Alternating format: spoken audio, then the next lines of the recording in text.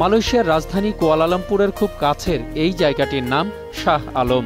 এখানেই বাংলাদেশের ৩ ব্যবসায়ী আর ২ রাজনীতিবিদের বাড়ি। অপর ৩ জন কিনেছেন ফ্ল্যাট। মার্কেটে দোকান কিনে ব্যবসাও ফেলেছেন এদের একজন। এভাবে মালয়েশিয়ার ৮টি শহরে সেকেন্ড হোমের সুবিধা নিয়েছেন আরও অনেকেই।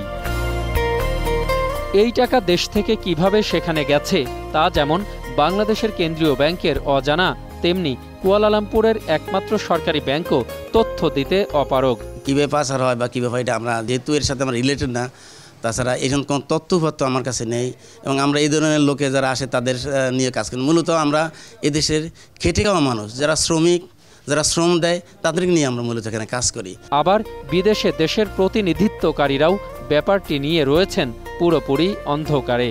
একজন বাংলাদেশি যখন সেকেন্ড হোমের জন্য অ্যাপ্লিকেশন করলো, সেই অ্যাপ্লিকেশনটা আমাদের থ্রুতে প্রসেস হবে অথবা আমাদের মতামতের ভিত্তিতে তাকে দেওয়া হবে, সে ধরনের কোনো সিস্টেম নাই। কত টাকা দিচ্ছে, কত টাকা আসতেছে, টাকা তো অবশ্যই আসে, চিনবেন না এমন লোক নাই। ব্যুরোক্রেসিরও আছে, অন্যান্য সব সেক্টরে আছে। তাহলে কি মালয়েশিয়া সুইস ব্যাংকের বিকল্প কিছু করছে, নাকি বিদেশিদের সার্বিক সুযোগের বিনিময়ে শক্তিশালী করছে দেশের অর্থনীতি? কারণ পরিসংখ্যান বলছে পর্যটন মন্ত্রণালয়ের সেকেন্ড হোম প্রোগ্রামে অংশ নেয়া মানুষের ভিড় দিন দিন বেড়েই চলেছে। এরই মধ্যে বিভিন্ন দেশে মালয়েশিয়া বৃদ্ধি করেছে সেকেন্ড হোমের এজেন্ট। আর সেই ফাঁদেই পা বাড়িয়েছে বাংলাদেশের কালো টাকার মালিকেরা। বাংলাদেশের যে বর্তমান প্রেক্ষাপট, যেখানে কোনো মানুষের জীবনে কোনো নিরাপত্তা নাইকা এবং বসবাসের উপযোগী বিধায়ী তারা সুন্দর এবং সুষ্ঠুভাবে যাতে শান্তিতে বসবাস করতে পারে বিধায়ী তারা মালয়েশিয়াকে সেকেন্ড হোম হিসেবে নিচ্ছে। শ্রমিক ভাই বোনেরা কত কষ্ট করে টাকা পাঠাচ্ছে দেশে, আর দেশের থেকে লুট করে, দেশের সম্পদ লুট করে আয়না এই বিদেশে টাকা ইনভেস্ট করে তারা ফুর্তি করে বেড়াচ্ছে।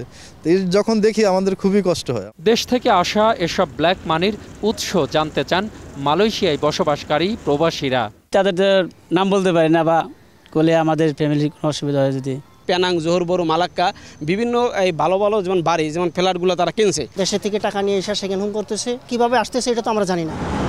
মালয়েশিয়ায় সেকেন্ড হোম প্রকল্পের সুযোগ নিয়ে যেসব বাংলাদেশি হাজার হাজার কোটি টাকা পাচার করেছেন এই দেশে, তাতে করে মালয়েশিয়া লাভবান হলেও বাংলাদেশের মান সম্মান আজ বিশ্বের বুকে প্রশ্নবিদ্ধ। মালয়েশিয়ায় বসবাসকারী বাঙালিদের দাবি অবিলম্বে যেন পাচার হওয়া টাকা দেশে ফিরিয়ে নিয়ে যাওয়া হয়। অখিল পোদ্দার, 21 টেলিভিশন, পুত্রাজয়া, কুয়ালালামপুর, মালয়েশিয়া।